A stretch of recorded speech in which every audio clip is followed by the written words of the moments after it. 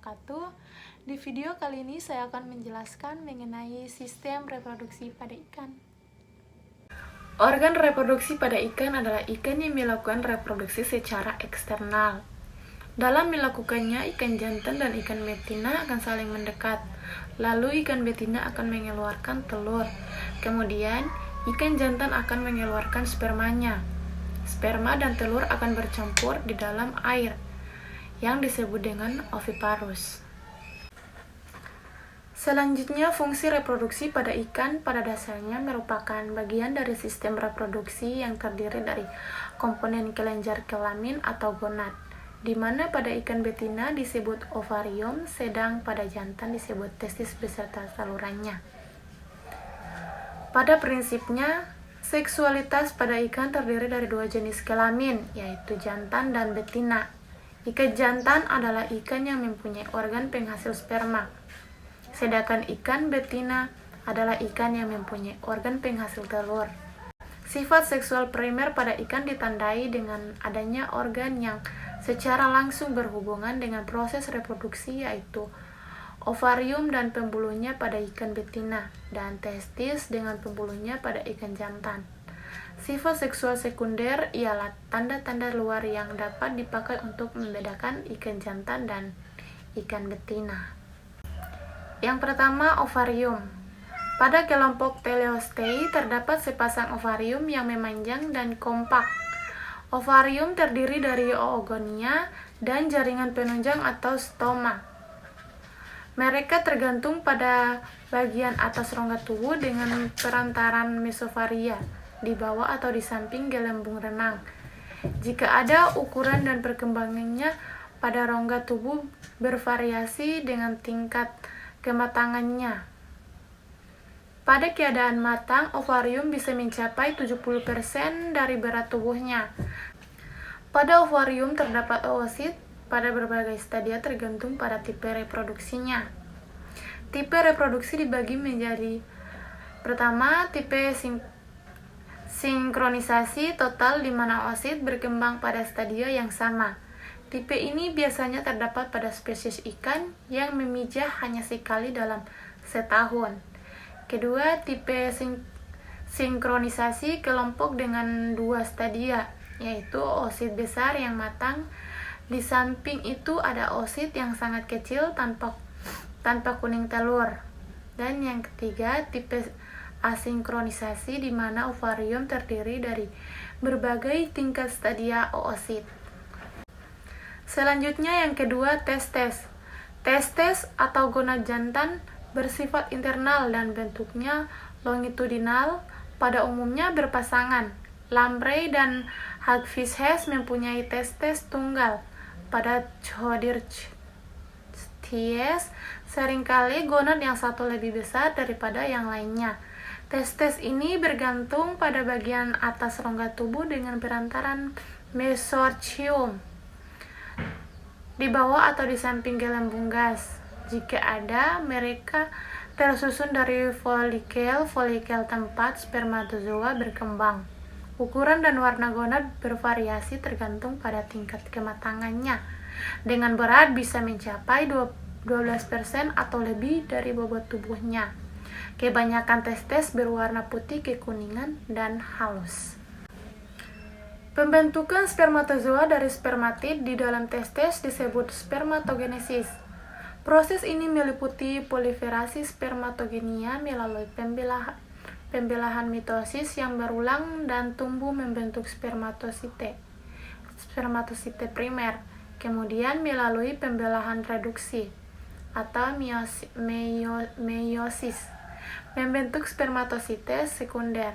Spermatosite sekunder membelah menjadi spermatid yang mengadakan metamorfose menjadi gamet yang motil, dapat bergerak, dan punya potensi fungsional yang dinamakan spermatozoa. Proses metamorfose spermatid sering dinamakan spermatogenesis. Selanjutnya yang ketiga, seksualitas ikan. Pada prinsipnya, seksualitas pada ikan terdiri dari dua jenis kelamin, yaitu jantan dan betina.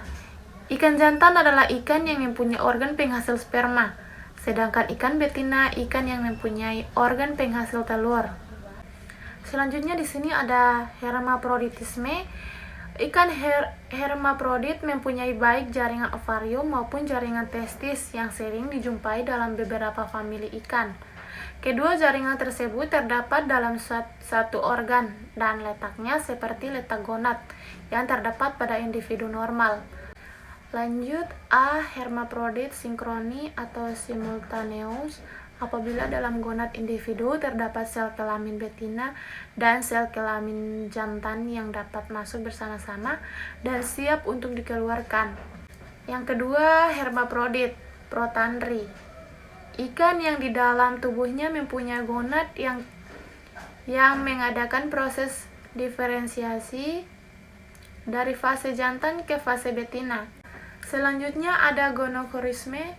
Selain hermaphroditisme, pada ikan terdapat juga gonokorisme, yaitu kondisi seksual berganda, yaitu pada ikan bertahap juvenil, gonadnya tidak mempunyai jaringan yang jelas status jantan atau betinanya. Gonad tersebut kemudian berkembang menjadi semacam ovarium.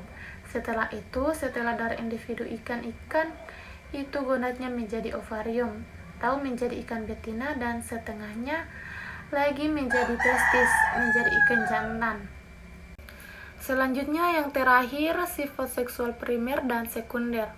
Sifat seksual primer pada ikan ditandai dengan adanya organ yang secara langsung berhubungan dengan proses reproduksi, yaitu ovarium dan pembuluhnya pada ikan betina, dan testis dengan pembuluhnya pada ikan jantan. Sifat seksual sekunder ialah tanda-tanda luar yang dapat dipakai untuk membedakan ikan jantan dan ikan betina. Selanjutnya ada strategi reproduksi. Berdasarkan organ tempat embrio berkembang dan tempat terjadinya pembuahan, terdapat tiga golongan ikan, yaitu yang pertama ikan ovipar. Golongan ovipar yaitu ikan yang mengeluarkan telur pada waktu pemijahan. Sebagian besar jenis ikan tergolong ke dalam golongan ovipar. Beberapa contoh ikan yang termasuk dalam golongan ini adalah ikan mas, mujair, kakap, dan tongkol. Yang kedua, ikan vivipar. Golongan vivipar merupakan ikan yang melahirkan anak dalam pola reproduksinya. Anak ikan yang dilahirkan oleh golongan ikan vivipar hampir menyerupai individu dewasa. Kandungan kuning telur sangat sedikit dan perkembangan embrio ditentukan oleh hubungannya dengan plasenta pada tahap awal untuk mencukupi kebutuhan makannya. Dan yang ketiga, ikan ovovipar. Golongan ikan ovovipar ini melahirkan anak seperti halnya vivipar. Namun perkembangan anak di dalam kandungan ini, induk mendapatkan makanan dari persediaan kuning telur yang tersedia non-placental. Dalam perkembangan yang demikian, anak mendapatkan keperluan material untuk pertumbuhannya dari induk melalui penyerapan zat-zat yang dikeluarkan oleh uterus. Zat tersebut disebut susu uterin atau embryotrop spesies. Ikan ovovipar jumlahnya jauh lebih banyak daripada ikan vivipar. Pada embrio ikan Squalus acanthias terdapat dua macam kantung telur, yaitu kantung yang di luar tubuh dan kantung di dalam tubuh. Kantung kuning telur dalam tubuh sebagai hasil perkembangan batang kantung kuning telur bagian luar yang tumbuh pada bagian dalam. Butir-butir kuning telur dari kantung luar bergerak ke bagian kantung dalam terus ke usus untuk dicerna.